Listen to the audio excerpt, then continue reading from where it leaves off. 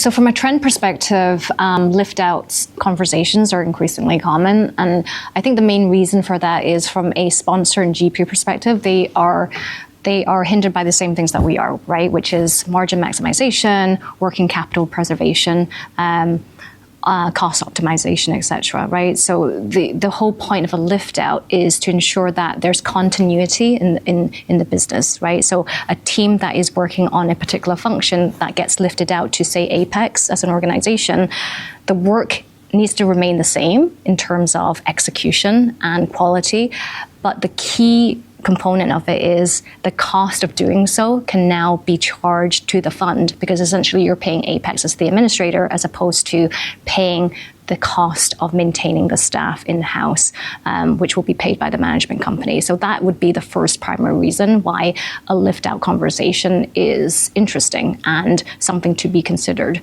It depends, right? So I would say, okay, so it depends. It depends how your documents are drafted, right? So there is some basically, cost restructuring you could do in terms of how you balance the cost to the fund, but it's not basically a free lunch. I don't believe that there are free lunches. So I think the free lunch component is clearly there's a drag on performance if you're restructuring some of that cost to your fund.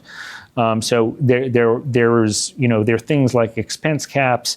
There are considerations out there that actually allow you to structure in a mindful way. So there is the cost restructure element. I don't think it's as binary, but I do think there's an element there.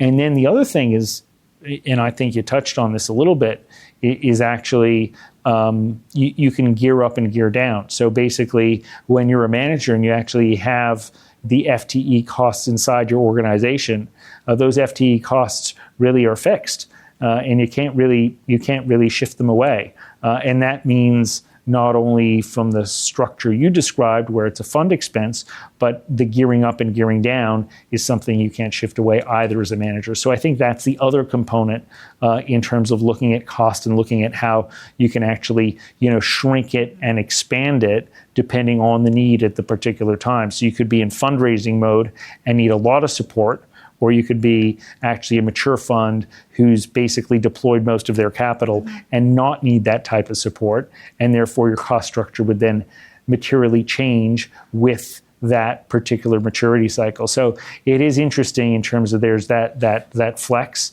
that does play through, I think, from a cost perspective as well. I think cost obviously is one component. There are other factors too, just based on conversations that we've had with clients who have entertained that conversation.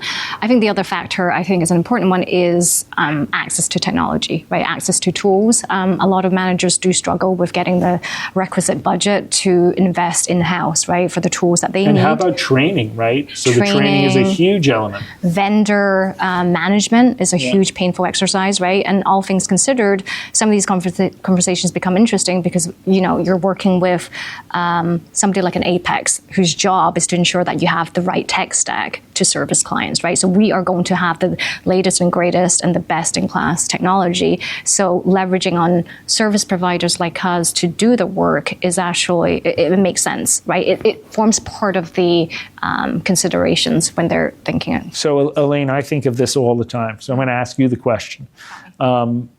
If you were an investment manager and you were running a big shop, would you consider a lift out?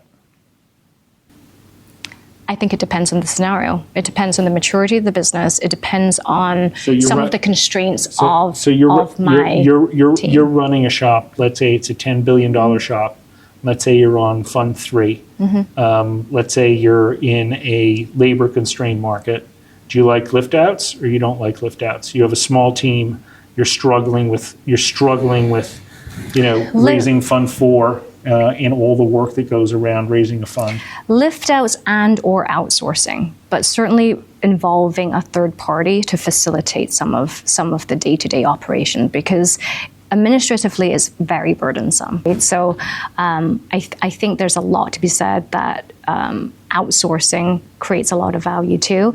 And sometimes it's not even up to me, right? Sometimes it's the institutional investors, right? So the Fund 4, what we're seeing is a lot of institutional investors are asking for independence, right? They're asking for a third party to be involved, that things shouldn't be done in-house from a control perspective, from an independence perspective. So Elaine, let me follow up with a question then.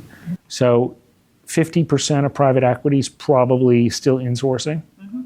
How is that even possible in a market that requires this degree of technological investment, that requires this degree of expertise, that requires this degree of really training, development, refresh, etc., into the overall operating platform? How is it even possible at 50%? It's possible, and we see it, right? And we see it in certain jurisdictions that Do you uncover errors when you actually take on a piece of business in terms of how things... Onboarding perspective, you mean?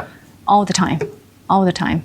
And I think, look, the market is ripe for change. I think we're doing a lot in this space.